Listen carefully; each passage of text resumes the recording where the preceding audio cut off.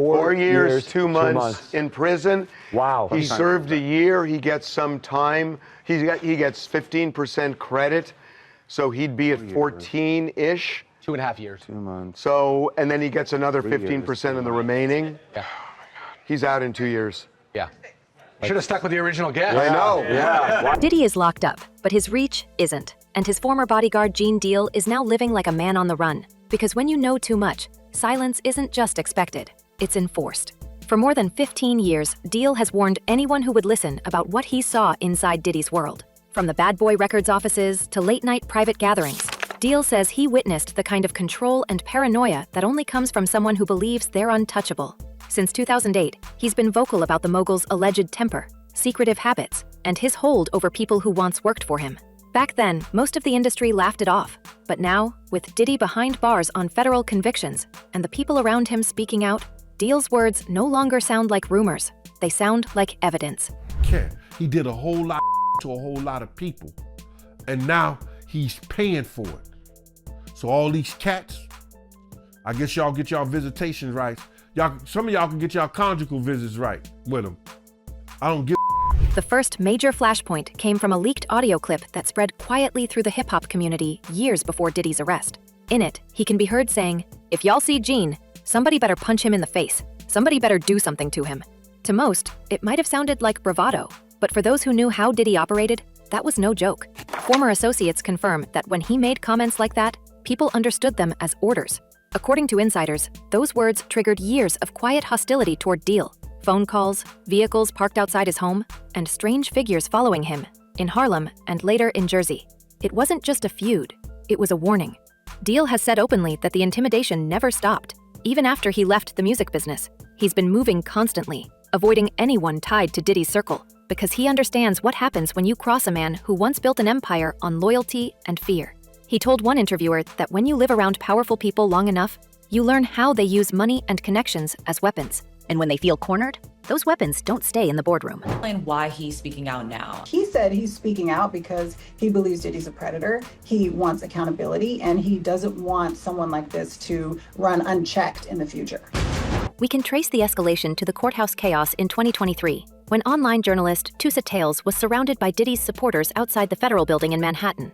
Witnesses say she was screamed at, accused of being a government plant, and told she would be dealt with. Police stood nearby and did nothing. That public scene sent a message to every independent reporter covering the trial. If this is how they treat the press, imagine what they'd do to a man like Gene Deal, who's been exposing Diddy's secrets for more than a decade. Industry sources claim the threats toward Deal became more sophisticated after Diddy's imprisonment at FCI Fort Dix in New Jersey. According to people close to the situation, intermediaries approached Deal with cash offers, what they called peace money, meant to make him stop talking. The message delivered through one longtime bad boy associate was simple: enough is enough. But Deal's reply was defiant. "You don't tell me when to stop," he said in one interview. "I answer to God, not to Sean Combs." Those words spread fast across social media and turned Deal into an unlikely symbol of resistance within an industry long accused of protecting predators. So here's what I thought he was going to say. Your Honor, and he does his whole apology and remorse and all of that, and he does it all.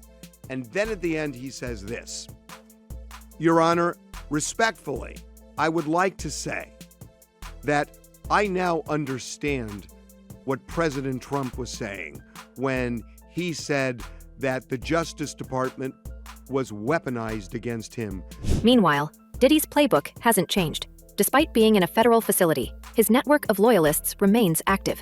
Associates who once handled his event security and private travel are said to be keeping tabs on anyone who cooperates with prosecutors or the media. Sources familiar with the investigation describe it as a soft intimidation campaign, enough to make people scared, but not enough to attract new charges. And while official representatives for Combs continue to deny any involvement, the silence from those who once defended him speaks volumes.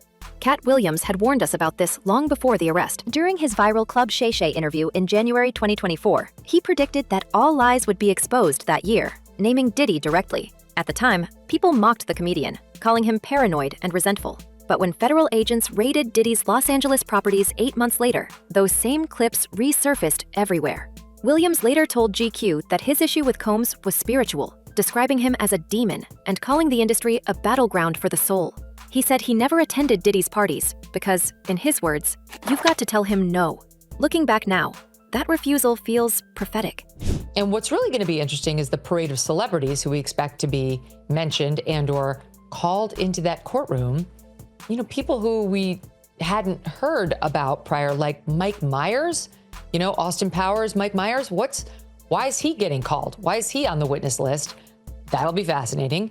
And then, of course, there are the no-name, quote unquote, women who are going to have to find every ounce of courage they have. What makes Williams' comments even more significant is how they mirror what Deal and others have described: a culture of silence enforced by intimidation. The comedian may never have testified in court, but his predictions framed the story differently. He wasn't guessing, he was warning. He knew, as many insiders did, that Diddy's empire ran on fear, secrets, and payoffs. When one man in that circle breaks rank, the reaction is swift. This pattern has been visible for years. After Keefe D., the former Los Angeles gang figure who linked Diddy to the Shakur case, gave his televised confession, he was assaulted in prison under suspicious circumstances. When actor Jamie Foxx suffered his medical emergency in 2023, conspiracy chatter exploded online, with some connecting it to a private dispute he allegedly had after turning down one of Diddy's event invitations. None of it has been proven, but in the world surrounding Sean Combs, coincidence rarely feels like coincidence. Even former security guard Homie CC told Piers Morgan that he'd been poisoned multiple times since speaking out against the mogul, describing repeated bouts of pneumonia and car crashes that he believed were no accidents. He got let off easy. And don't get me wrong, bro. I don't want to see a black man in jail. I don't want to see a black man in jail. But I don't care nothing about Diddy. Through it all, Gene Deal has stayed visible. In recent months, he's appeared in multiple interviews insisting he isn't afraid, that he can bodyguard himself with blessings. Still, those close to him say he's changed his routines, rarely staying in one location for long. He refuses to meet anyone without verifying who sent them, and he avoids large gatherings entirely. It's a life of constant vigilance, but to him, it's worth it if the truth comes out. Deal has hinted that there are still files, recordings, and photos that he hasn't released. Evidence, he says, that proves Diddy's team crossed lines the public doesn't yet know about. Insiders believe Diddy's lawyers are deeply concerned about what Deal might reveal next. Even from prison, Combs maintains an extensive network of business partners and family members who could be drawn into future investigations. Some of them, including his sons, have taken to social media to denounce what they call false narratives and conspiracy theories. But those statements only highlight how fractured his inner circle has become. The same people who once built his image are now scrambling to protect their own names. Behind closed doors, tension is mounting. Reports suggest Diddy's longtime associate, Kirk Burrows, reached out to Deal personally, repeating the phrase, "Enough is enough." The outreach seemed less like an apology and more like a coded warning. For Deal, it confirmed what he already suspected, that even from a prison cell, Diddy still controls people on the outside. And if they can pressure a man like him, they can pressure anyone. It's probably leaning towards guilt. Now, on the racketeering, I agree with you that the predicate acts may be found, but that's not all they need. There's an ultimate question. The first question on the jury verdict form is, do you find him guilty or not guilty of racketeering? Before you even get to the predicate acts, which you only get to if you find guilt, they could just be hung up on that question and say, this guy's not Tony Soprano. I am not convinced that I even want to find guilt. What we're seeing now is bigger than one celebrity scandal. It's the unraveling of a power structure that once dictated who could speak and who had to stay quiet. The people coming forward, Deal, Williams, Bonds, and others, are not coordinated, yet their stories line up in disturbing ways. Each describes the same methods: charm, control, and retribution. And every time someone resists, the backlash grows sharper. Federal prosecutors may have caged Diddy physically, but his influence continues to operate in whispers and threats. Gene Deal's refusal to fold has become the litmus test for how far that influence still reaches. If he can be silenced, everyone else gets the message. But if he survives this, if he keeps speaking, the entire machinery built to protect the bad boy legacy could start collapsing from within. Gene Deal isn't the only one in Diddy's crosshairs, and the people who enabled his alleged crimes are starting to realize they are next. As the legal walls tighten, names once whispered in the background of the bad boy empire are moving into the spotlight. Harve Pierre, the longtime label executive who acted as Diddy's right hand for decades, has been called out in lawsuits describing his involvement in alleged trafficking and coercion operations. multiple plaintiffs accuse him of arranging travel, supervising security, and ensuring that those around Diddy stayed compliant. Insiders say Pierre knew every secret, every payment, every flight itinerary. Now, with prosecutors widening their focus, the question isn't whether he'll be investigated, it's how much he'll admit before he's forced to testify. Same kind of extortion that we heard when Cassie took the stand and testified on that airplane ride back from France.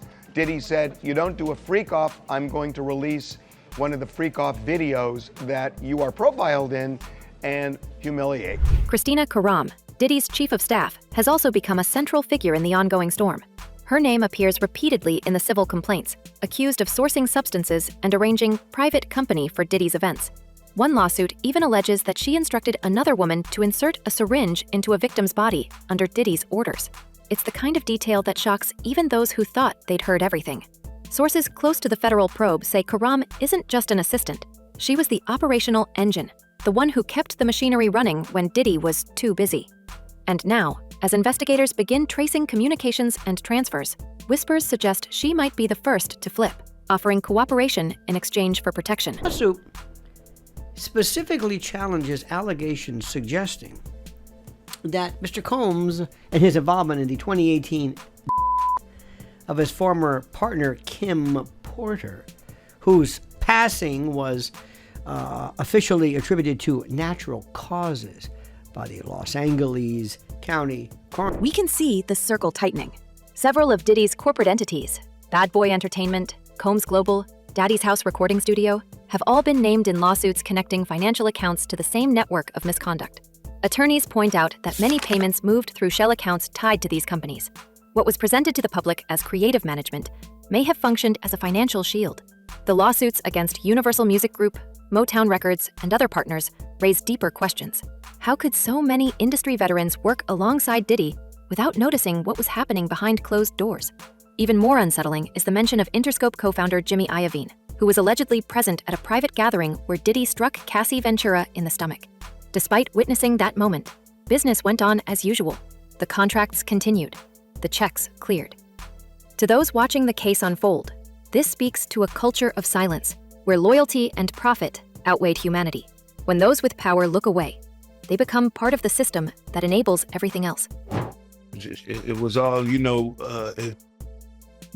insecurities. Anytime a man would go out his way to wiretap someone's phone or put taps in their homes just to monitor their conversation, that's a sign of insanity. So when you see someone doing that, you can imagine. As this pattern emerges, more insiders are speaking quietly about the hidden structure of Bad Boy Records itself. One former accountant claims the label's profits and personal expenditures were indistinguishable for years. Funds earmarked for promotions allegedly diverted to hospitality budgets that included the hiring of private performers and security. Another insider said bluntly, Bad Boy wasn't just a label, it was a front. The records, the brand deals, the partnerships, all of it, they claim, helped maintain an image of legitimate business while concealing darker operations underneath. The paper trail is now under review by financial investigators, and already, discrepancies between reported royalties and actual transfers have surfaced. There's one name missing from all the lawsuits: Kim Porter, Diddy's ex, and the mother of 3 of his children, passed in 2018 from what was officially listed as pneumonia. But even now, years later, the whispers haven't stopped. Friends recall that Kim was writing a memoir, collecting notes about her time inside the Bad Boy circle, and the toll it took on her. She had reportedly told several people she was done protecting anyone. Then, suddenly, she was gone. The timing alone raised questions that no one dared voice too loudly, especially given how closely her story paralleled the accounts of women now coming forward in court. Man, this timeline is crazy, man. I know. So many things coming at one time. The mystery deepened when Homie CC, the celebrity security figure who accused Diddy of poisoning him with cyanide, revealed that his own medical tests showed traces of pneumonia, a condition that doctors said should have ended his life. He survived, but the eerie coincidence between his diagnosis and Kim's official cause of demise has fueled growing speculation. Fans and insiders alike point out that both cases involved people who knew Diddy intimately, people who had seen too much, and people who, according to them, were beginning to talk. Even without concrete proof, the pattern feels too familiar to ignore. If Diddy's playbook truly revolves around silencing those who defy him, Kim Porter's demise might be the single question no one's brave enough to answer. The lack of investigation, the swift media closure, the way her family avoided public statements, all of it feeds the belief that something larger was at work. In a world where image management is everything, her passing remains the story too dangerous for insiders to touch. And as more of Diddy's circle fractures under scrutiny, the question lingers like an echo. Was Kim's loss a tragic coincidence, or a warning written in plain sight? He explained all of the items that were involved in these Wild King nights. Did he mention who would participate as well? A lot of them were unknown to him. He did mention that a lot of the women were very, very young as 20, not underage, but certainly young women. In parallel, the lawsuits naming Diddy's staff show how widespread the complicity may have been. Dawn Richard, a former member of Danity Kane, described being confined in cars rehearsing for 48 hours without food and witnessing physical outbursts firsthand. She says the fear among artists wasn't only of Diddy himself, but of the people around him, those who enforced his moods and managed his image. If even half of these claims hold up in court, the collapse of the bad boy brand could extend far beyond its founder's conviction. And yet, Diddy's influence still looms large. From his cell at FCI Fort Dix, he maintains contact with family and a shrinking inner circle. His children continue to post online, dismissing the avalanche of lawsuits as conspiracy theories. But the tone has shifted. Where there was once confidence, there's now a hint of defensiveness. Industry veterans see the writing on the wall. The empire, built on charisma and control, is starting to fracture from within. Katt Williams saw it coming. In that viral interview earlier this year, he didn't just predict Diddy's downfall. He warned that the entire ecosystem around him would unravel next. All of these deviants are catching heat in 2024, he said. At the time, it sounded like theater. Now, it sounds like foresight. The arrests, the leaks, the witnesses stepping forward, all of it lines up with Williams' prophecy that all lies will be exposed. As Diddy's trial set the tone for the year, the aftershocks continue to reach everyone who benefited from his power. Look at Diddy, for instance. Let's take a look at him. Let's take a look at, he has videos. He has videos of the parties. Now, what I've heard, which I don't know how much of it is in mainstream media, I don't really follow the story that much, but what I've heard from friends that are attorneys, friends of mine that have represented me before, agents and so on, is there's a bidding war going on. We're watching the slow dismantling of one of music's most intimidating networks. Each revelation forces another name into the open, another testimony onto the record. The empire that once seemed untouchable now looks fragile, propped up by people scrambling to distance themselves from the man they once served. Behind every lawyer's statement and every denial, there's the sound of panic, the fear that the next subpoena has their name on it. Diddy's prison sentence was supposed to be the end, but for Gene Deal and the people who helped Diddy, it's only the beginning of a war. And in this war, the first casualty is silence. So what happens next? Who will speak first? And who will disappear behind lawyers before the truth finally surfaces? We can only watch as the dominoes fall, one by one. Until then, stay alert, stay curious, and keep your eyes open, because in this story, the ending hasn't been written yet.